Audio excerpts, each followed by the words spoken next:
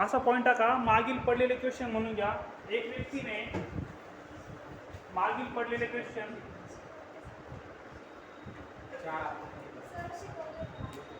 शिकवलं गणित आहे. 2000 रुपये 4 हप्ते. Okay okay okay finish. हा टाईप पण फिनिश झाला म्हणजे तुमचं शिकवलेलं पूर्ण उदाहरण मी घेतलेले. मग घ्यायची काय गरज नाही, शिक पडलेली उदाहरणं. 2-3 क्वेश्चन आहे, जरा नवीन आहे, सरळ व्याजचे. ते क्वेश्चन घेऊ, मग आपण आपल्या पुढं जाऊ. चला पुढे गेलो ते सरळ व्याजचं प्रकरण.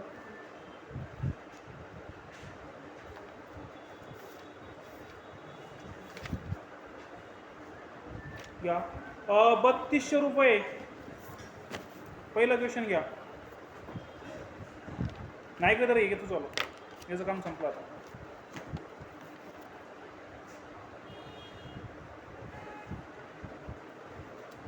तुम्हाला कमीत कमी 5 बुकमधले क्वेश्चन देतोय मी.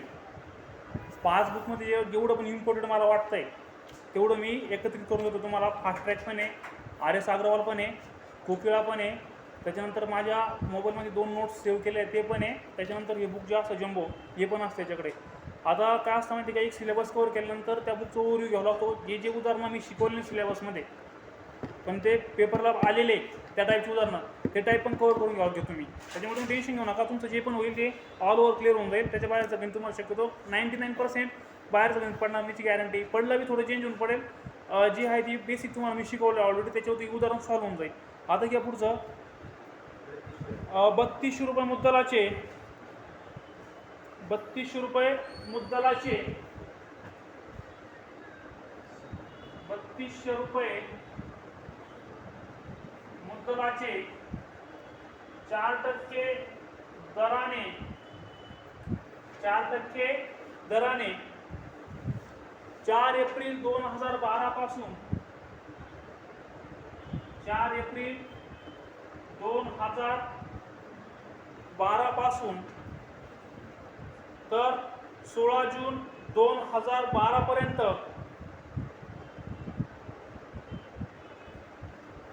ते 16 जून 2012 पर्यंत सरळ व्याज किती होईल? सरळ व्याज किती होईल? याच्यामध्ये काहीच क्रिटिकल नाही. जे गणित आहे ते गणित आहे, फक्त तुम्हाला काय केलंय, हा पॉईंट थोडासा एक्स्ट्रा ऍड करून दिला त्यांनी. पहिले डायरेक्ट तुम्हाला दिवस द्यायचे, आता काय करून दिलं ते म्हणून तारीख दिलेली. मी तर हे 3200 रुपये मुद्दल पण समजलं तुम्हाला, 4% दराने हे पण समजलं. फक्त काय विषय राहिला, 4 एप्रिल ते 16 जून 2012 याचं इंटरप्रिटेशन तुम्हाला करायचे. बघा हे पहिलं आहे 4 एप्रिल. हे काय पॉईंट आहे 4 एप्रिल. एप्रिल नंतर कोणता असतो रे? एप्रिल, मे, 16 जून. 16 जूनचे किती दिवस असणार आहे? 4 एप्रिल पासून ते 31 एप्रिल पर्यंत. एप्रिल किती महिन्याचा दिवस आहे? 30 दिवसाचा. बघा जो जानेवारी असतो, बघा जो जानेवारी असतो तो 31चा असतो. फेब्रुवारी जो असतो तो 28चा असतो किंवा 29चा असतो. 28चा असतो किंवा 29चा असतो. लीप वर्ष आणि सिंपल वर्ष. 29 कधी असतो? सिंपल वर्षामध्ये. लीप वर्ष कधी असतो? 28. जानेवारी, फेब्रुवारी, मार्च कितीचा असतो? 31. एप्रिल 30. जानेवारी, मार्च, एप्रिल, मे 31. जून 30. जुलै 31. ऑगस्ट 31. ऑगस्ट व्हेरी गुड मॅथ रे, याला म्हणते अभ्यास. हुशार आहे. मला गॅरंटी दो भावी PSI फक्त थोडंसं लाईनमध्ये राहिला पाहिजे तो. कारण PSI हा PSI सारखा असं नाही रे. PSI हा कधी छपरा बरोबर बसून टाइमपास नसतो करत. तो याच्यामध्ये एकदम ते ऑफिसरची पर्सनॅलिटी असते, तुझ्यामध्ये क्वालिटी आहे. पण तू जर चांगल्या माणसाबरोबर राहिला तर लाईफमध्ये पुढे जाशील. तुला मी रिटर्न करून देतो. आणि तू जर बोगस माणसासोबत राहिला, तुझ्यामध्ये टॅलेंट असून पण तू वायात असतील हे तुला लिहून देतो मी आता. भरपूर टॅलेंट त्याच्यामध्ये, पण ते कसं आहे जरा जेवण जो शांतमध्ये खेळतोय सध्या आज झालाय, दुसरं काहीच नाही. तेवढा एक निगेटिव्ह जर पॉईंट जर काढला त्याच्यामधला सगळं चांगलं आहे, काहीच वाईट नाही. ऑगस्ट नंतर सप्टेंबर सप्टेंबर किती आहे 30. ऑक्टोबर, नोव्हेंबर किती रे, डिसेंबर किती असतो 31 असतो. हे दिवसाचं स्ट्रक्चर आहे. काय करायचं, एक स्पेशल बुक करायची. त्या स्पेशल बुकवर तुम्ही पाढे लिहा, वर्ग लिहा, घनमूळ लिहा. प्रत्येक चॅप्टरचे एक 100 पानांची स्पेशल नोटबुक करा. त्या स्पेशल नोटबुकवर अशा काही गोष्टी लिहायच्या ज्या तुम्हाला हाय रिव्हिजन करायच्या आहे. त्याच्यामध्ये सगळ्यात पहिली गोष्ट म्हणजे हे दिवसाचं पूर्ण स्ट्रक्चर लिहून काढायचं, पहिला पॉईंट. दुसरं पॉईंट, मॅथचे प्रत्येक चॅप्टर वाईज सूत्र लिहून काढायचे. सेकंड पॉईंट झाला का, पाढे घनबिन सगळं लिहून काढायचं. जे काही शॉर्ट ट्रिक लिहून काढायचे, मी लिहून दिलं त्या शॉर्ट ट्रिक्स ते लिहून काढायचे. अशा प्रकारे याच्या शॉर्ट ट्रिक आपण मेन्शन करायचे. एक 100 पानांची वही ठेवायची. डायरेक्शन दिली ना, हप्त्यातून 2 वेळेस रिव्हिजन करायची किंवा 1 वेळेस रिव्हिजन काढायची. पूर्ण पाठच पाहिजे तुमच्या पर्याय नाही दुसरा डायरेक्ट. चला एक इथपर्यंत झालं की ठीक आहे. एप्रिल किती दिवस पकडायचे ना मग 26. आणि कारण 30 दिवस आहे, पण 4 एप्रिल पर्यंत झालाय तो ऑलरेडी. म्हणजे 30 मधून 4 गेले, खाली किती उरले 26 दिवस उरले. मेची किती पकडायचे रे,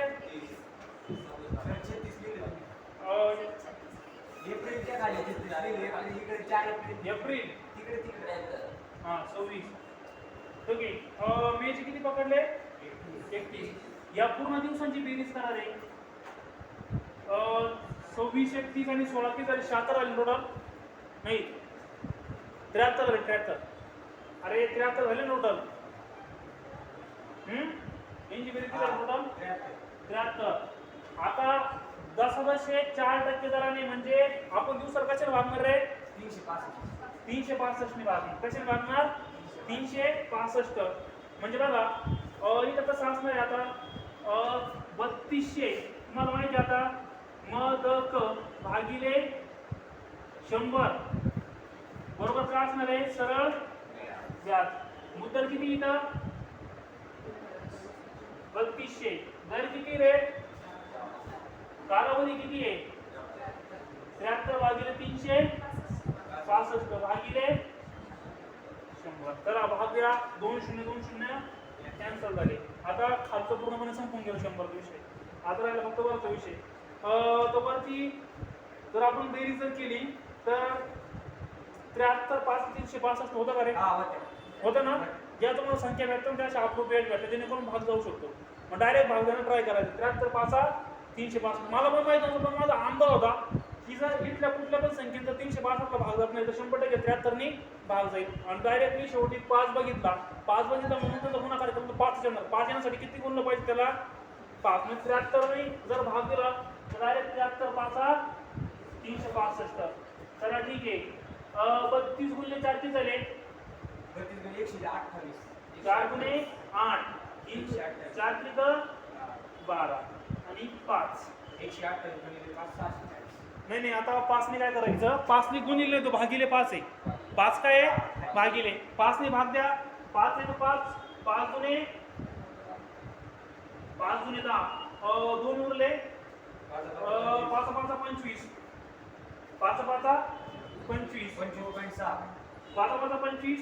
आता 3 उरले. किती उरले 3 उरले. 3 झाले 30. 5 7 30 25.6. काय विचारलं नाही आपल्याला व्याज 25.6 रुपये येईल. बरोबर आहे 25.6.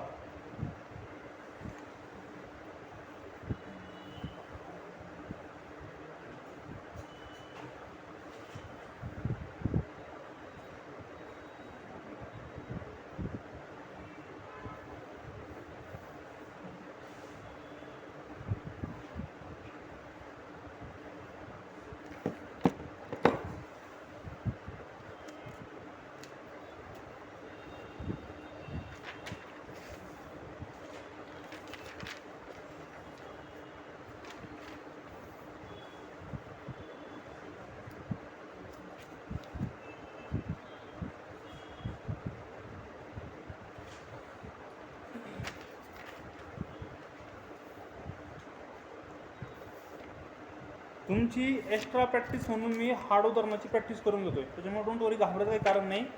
ही उदाहरण थोडीशी हार्ड आहे.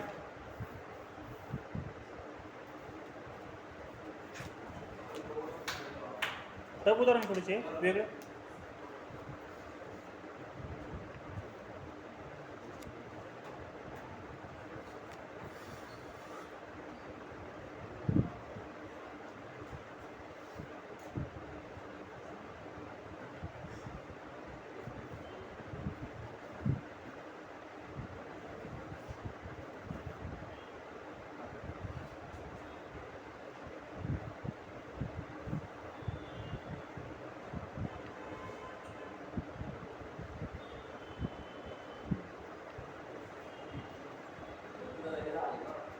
हम्म? कुठं कुठं कुठं हे 16. मग 16 जूनच्या खाली एक जून पासून 16 जून पर्यंत किती दिवस होते टोटल? 16. हा नाही नाही नाही नाही नाही, एक मिनिट. आताचा पॉईंट बरोबर आहे, मी एक्सप्लेन करतो बघ. आता हा जो महिना असतो ना, बघ एक मिनिट.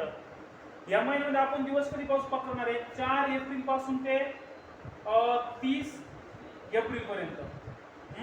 आता या महिन्यात दिवस किती पकडणार आहे? 1 जून पासून तर 16 जून पर्यंत. कारण शेवट तारीख 16 जून. 16 जूनच्या पुढे जायची काही गरज नाही. म्हणून ते राहिलेले दिवस नाही घ्यायचे.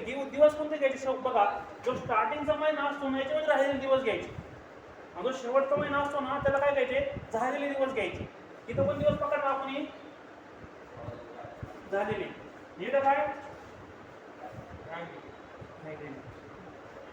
समजलं का पॉईंट तुला? ठीक आहे.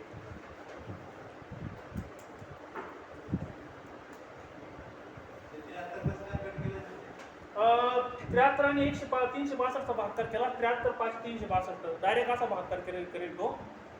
शक्यतो या संख्येत ना डायरेक्ट अशा अप्रोप्रिएट जेणेकरून भाग जाऊ शकतो त्याला.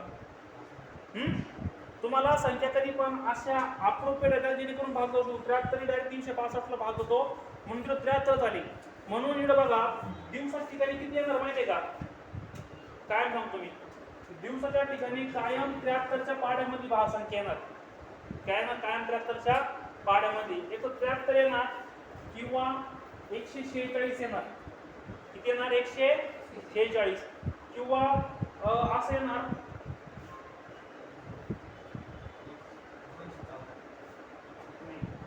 219. किती येणार? 219. 73 146 219 अशी संख्या फिक्स राहते जेणेकरून डायरेक्ट भाग होऊ शकतो. समजलं संख्यांचा? ठीक आहे. पुढचं गणित घ्या सगळ्यांनी. तुमची थोडीशी ओव्हर प्रॅक्टिस करून घेतो मी.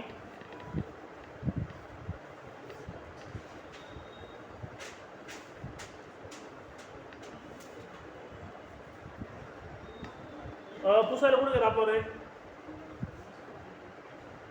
गायब झाला तो पुसणार. पुढं अरे नाही, चांगला रूम होता आपल्या की. अरे तो पुसायला नको वापरू, तो हे वापरू पुसायला. ठीक आहे, तो रूम चांगला माणसा तो राहू दे.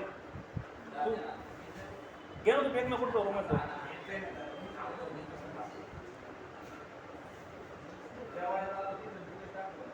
अरे तो तिकडे रुमाल नेऊ नका रे, बरा आहे फळा पुसायला तेवढा.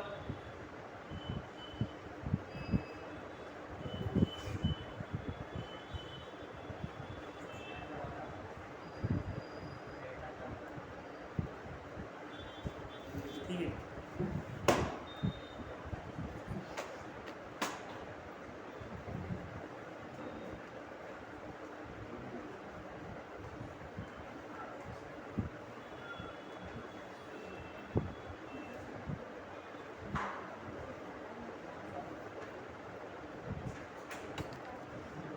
पुढचं घ्या रक्कम. एका रकमेचे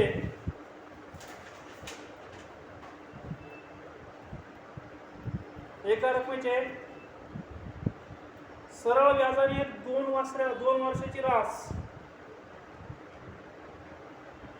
एका रकमेचे सरळ व्याजाने 2 वर्षाची रास.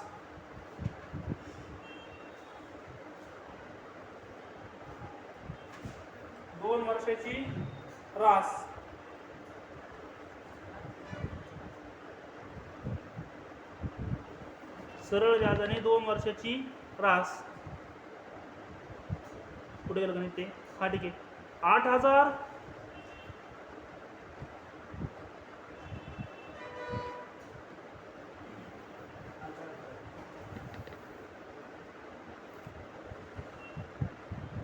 8,700 रुपये होते.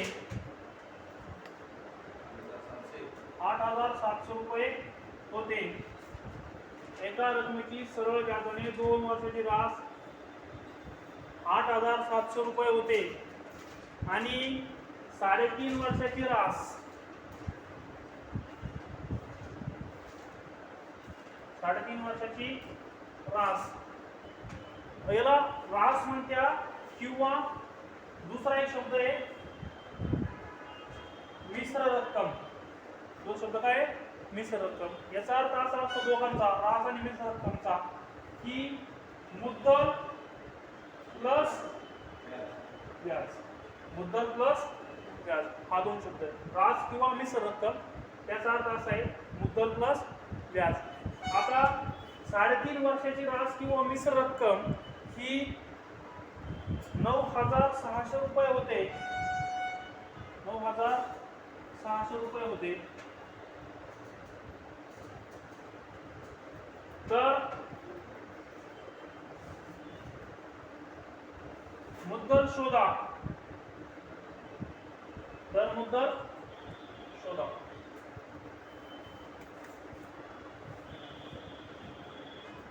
किती जण हे उदाहरण सॉल्व्ह करू. मी हे उदाहरण शिकवलंय पण थोडंसं वेगळं झालं उदाहरण आहे. पहिलं लगेच हे उदाहरण होतं, आज थोडंसं चेंज करायचं. चेंज टाईप करायचं. किती जण उदाहरण सॉल्व्ह करू शकतात? Rise your hands. ठीक आहे, आय विल एक्सप्लेन. सगळ्यांनी बघा फक्त उदाहरण आहे. तर इथं काय काढायचा? डिफरन्स काढायचा. इथं काय काढायचा? डिफरन्स. हे 2 वर्ष आहे.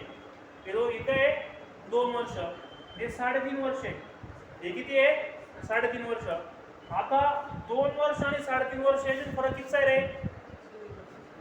किती फरक आहे? 1.5 वर्षाचा. म्हणजे 1 पॉईंट इथं आपण फरक काढतो दोघांचा. किती झालं? 1.5 वर्षाचा फरक आहे. 1.5 वर्षाचा फरक आहे. जो व्याज आहे, व्याजामध्ये फरक किती आहे रे? रकमेमध्ये किती रुपयाचा फरक आहे? 900. कितीचा फरक आहे? 900 रुपये. जर 1.5 वर्षासाठी 900 रुपये व्याज भेटते. किती व्याज भेटते 1.5 वर्षासाठी? 900.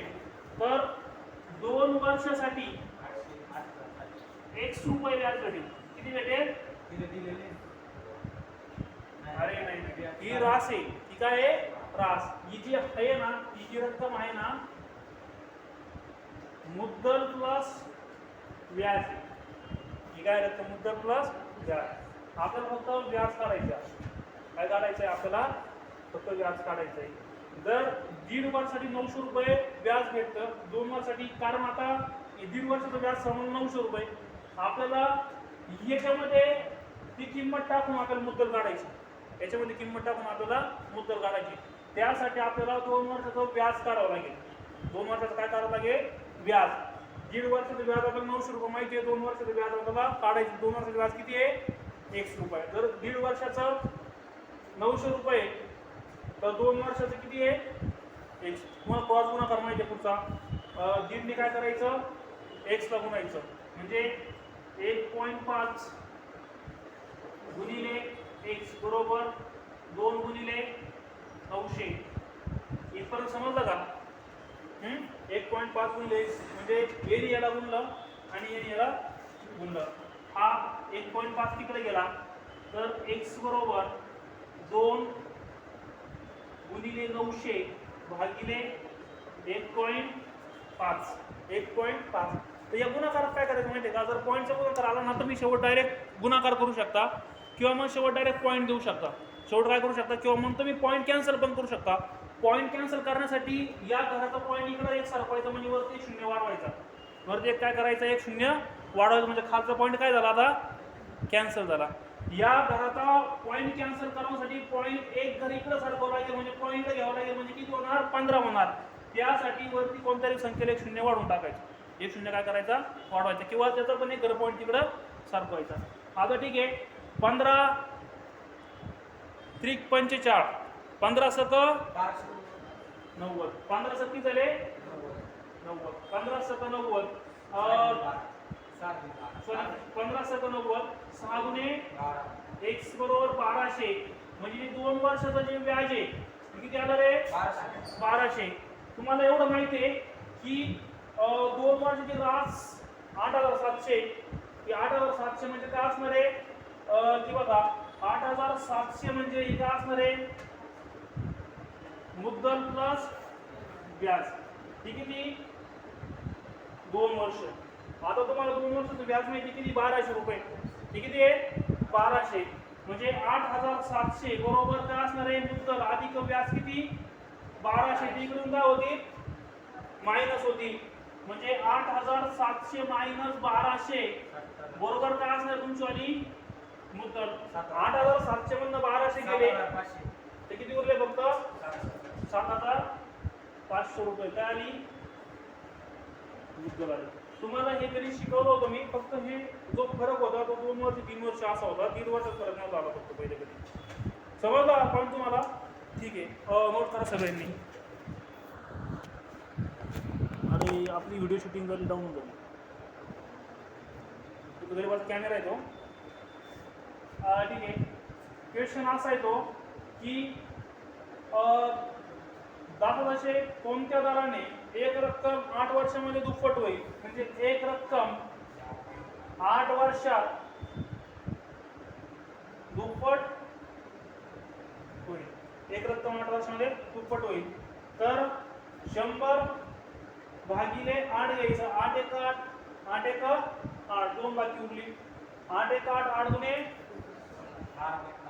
16. किती बाकी उरले आता? 4 झाली. 8 पंच 40. 12.5% दराने किती दराने पडली? 12.5. म्हणजे तुम्हाला मी पटेल उदाहरण शिकवलंय, पण हे मुद्दाम एक शॉर्टली म्हणून मी तुम्हाला उदाहरण एक्सप्लेन करून दिलं.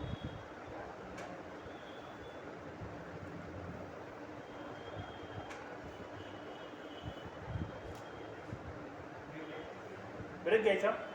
किती वाजले? हा नाही याच्यामध्ये किती आले हो?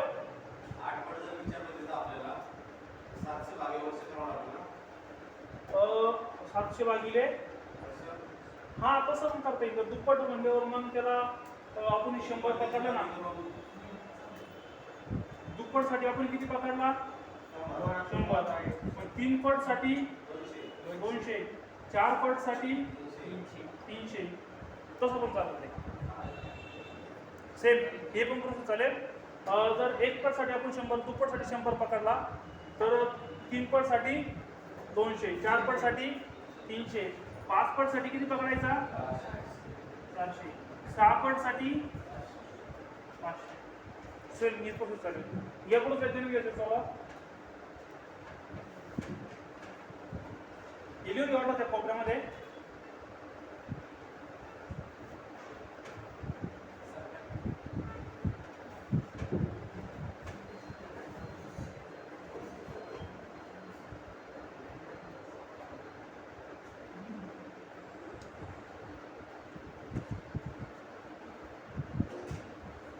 माझा विचार करा माहिती का, मॅथ्ससाठी एक नोटबुक प्रिंट करण्याचा.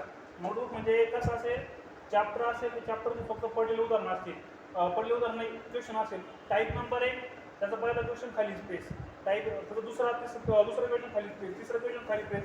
ती नोटबुक प्रिंट करायची तुम्हाला द्यायची. तुम्ही काय करायचं फक्त खाली त्या स्पेसमध्ये सोडवले वगैरे तुम्ही काढायचं फक्त प्रॅक्टिस बरोबर करत मुलं म्हणतात नोटबुक प्रिंट करू की प्रिंटिंग पासून मध्ये वान चालू होतं. प्रिंटिंग कोण करणार, म्हणजे पैसे आणून देणार तुम्ही, प्रत्येक नागरिक असायचे प्रत्येक पैसे तुला मोठे रिंगण असं डोक्याला. म्हणून ते मी कुठं डोकं लावत नाही त्याला. हायवे चालू बरोबर घ्या लिहून सगळ्यांनी. ठीक आहे, लिहिलं का रे घरी ते 1 सेकंद उदाहरण सॉल्व्ह करायचं मला. सॉल्व्ह करू.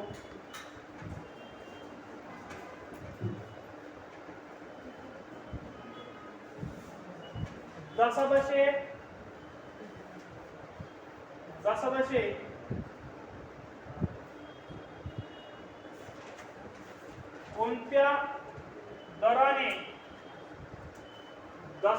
कोणत्या दराने एक रक्कम 6 वर्षात 4 पट होईल. 6 वर्षात 4 पट होईल. 4 पट साठी किती पकडणार आपण? 300 भागिले 6, 6 पंच 30, 6 पंच किती होणार? 30. 0 तो 50% दराने. किती आता? 50% दराने. ठीक आहे, समजलं तरी तुम्हाला? आपण एक काम करू, पुढच्या चॅप्टरमध्ये सरळ चालू करू. पुढच्या सेशनमध्ये तुमचं आता 17 साधारणतः किती लेक्चर चालू आहे रे? कोणता?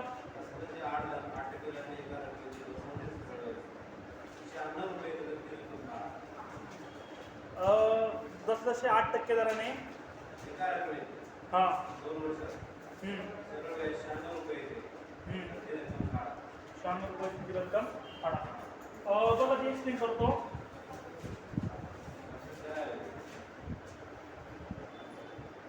दर किती रे?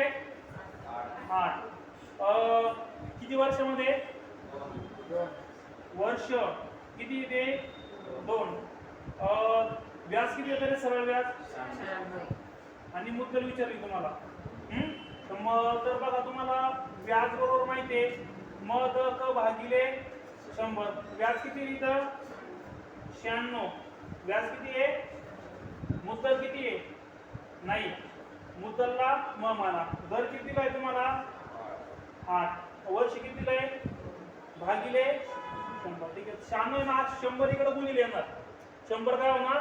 गुणिले. म्हणजे 96 गुणिले 100. 8 आणि 2 इकडे गुणिले इकडे काय होणार? अरे 2 गुणिले नाही मला इकडे काय होणार? ते भागिले म्हणजे 8 गुणिले 2. 12 96 आहे ना? दे का? दे 2 सकी 12. 600 रुपये येते रक्कम. किती येते? 600.